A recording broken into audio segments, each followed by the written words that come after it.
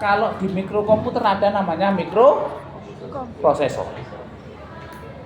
Ukurannya mikrokomputer itu yaitu seperti kurang lebih Arduino, termasuk SBC, single board controller atau single board komputer. Ada yang ukurannya se-KTP kalian, kartu pelajar kalian, dan seperti itu anak. Saya contohkan di sini yang biasa kita gunakan, yaitu Raspberry Pi sepertinya.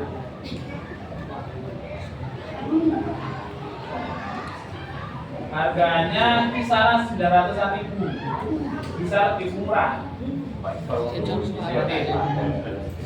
Mempunyai fungsi yang hampir sama dengan komputer pada umumnya.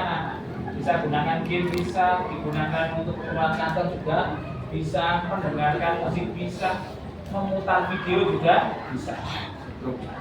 Jadi komputer murah, ya. Biasanya digunakan untuk kalangan riset, untuk robotika, untuk prototype, untuk sensor dan sebagainya. Ini menggunakan Raspberry Pi. Raspberry Pi ini dikeluarkan oleh lembaga nirlaba di Amerika, ya, sehingga harganya relatif lebih murah daripada komputer pada umumnya. Ya, kelemahannya ya namanya mikro, maka dia hanya bisa digunakan untuk akses-akses yang terbatas. Karena ya, keterbatasan dari memori, mikroprosesornya. Yang kedua ada namanya personal komputer, PC, komputer yang kita gunakan sehari-hari, laptop termasuk PC enggak? Ya. Kalau handphone kalian termasuk PC atau mikroprosesor? Mikro ya, karena bentuknya kecil. Maka sekarang ada yang bisa dilipat-lipat itu ya. Ya. Flip gitu ya. Apa namanya? Samsung Z Flip. Huawei ada kok. Oke.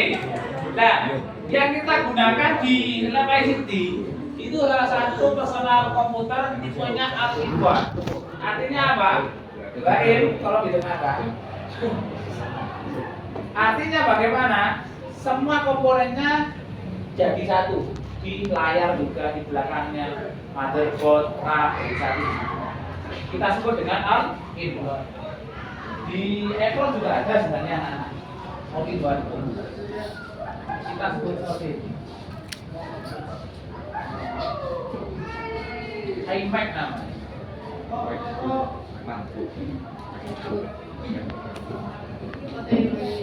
Sepertinya memang harganya lebih mahal daripada di komputer all-in-one yang ada di lab.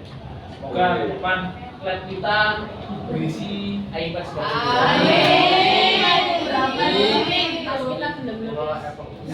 Kalau mau tahu sodako ada di Ibu kalau kita udah lulus Pak. itu Pasti itu.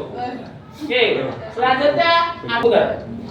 Sama fungsinya kayak personal komputer, cuma dimensi bentuknya yang lebih kecil. Sehingga Pak Kuma ini membawa dua seperti itu contohnya. Di sekolah kita kebetulan umurnya kurang lebih 20. Tapi yang bisa sekarang hanya 18. Kecil bentuknya. Yang ini mereknya Intel NUC. Yang ini sumbangan dari pemerintah provinsi, dulu namanya Webes. Nah, seperti ini hampir semuanya sama, mempunyai port juga. Port USB-nya ada 2, port audio ada 1 sama kayak komputer biasa. Kemudian HDMI juga ada, LAN card juga ada di sini anak-anak. VGA juga ada. LAN card-nya digunakan untuk sebagai penyambung kabel LAN.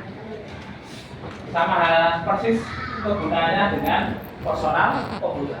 Tapi kalau kalian beli seperti ini biasanya belinya terpisah dengan monitor ataupun mouse dan keyboard. Pak, ada Pak yang beli buat apa seperti itu?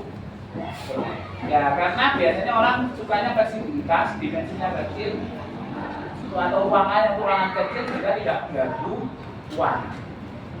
Seperti itu. Ini salah satu jenis micro mini personal komputer. Pak, apakah lemot enggak? tergantung prosesor dan RAM. Semakin harganya biasanya semakin tinggi, berbanding lurus dengan kecepatan. Kalau yang ini murah anak-anak, tidak sampai 5 juta. Weh, RAM-nya hanya 4. Tidak sampai 5 juta. Kalau pastinya berapa? Karena ini sudah lama. Pak Kumain ini beli tahun 2017. Awal-awal Pak Kumain ini di sini 2017 atau 2018. Yang ini sumbangan juga, ini personal komputer. Jadi modelnya seperti ini. Bisa dibawa kemana-mana, ditaruh di saku juga bisa. Itu fleksibilitas saja. Selanjutnya ada yang disebut dengan mini komputer. Mini komputer juga nggak mini-mini sekali ya, karena bentuknya itu seperti lemari atau kulkas ya.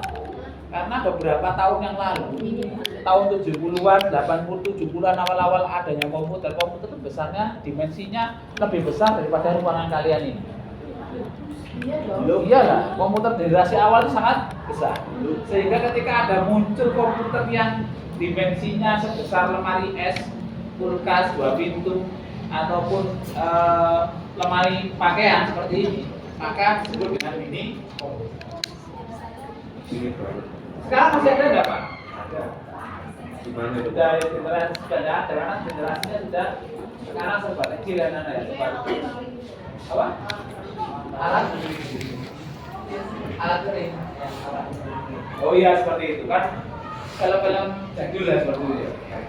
Oke, ada lagi komputer mainframe anak-anak. Oke, komputer mainframe ini komputer yang digunakan sebagai biasanya data center atau sebagai server. Ya. Fungsinya apa? Pak? Kita perlu namanya server atau data center sehingga kita butuh komputer yang besar. Iya, bayangkan anak-anak. Masing-masing kalian itu makhluk hidup itu memproduksi data. Dan datanya itu bisa tersimpan di dalam sebuah komputer. Semakin hari maka semakin besar datanya. Contohnya misalkan Vicky, di handphonenya Vicky, handphonenya kosong. Ketika Vicky pakai sehari 2 hari, maka handphonenya akan terasa penuh. Apalagi Vicky mempunyai kegiatan apa sebagai konten kreator, maka dia akan datanya semakin banyak. Nah, datanya Vicky disimpan di Google Drive. Nah, Google Drive itu punyanya siapa? Google.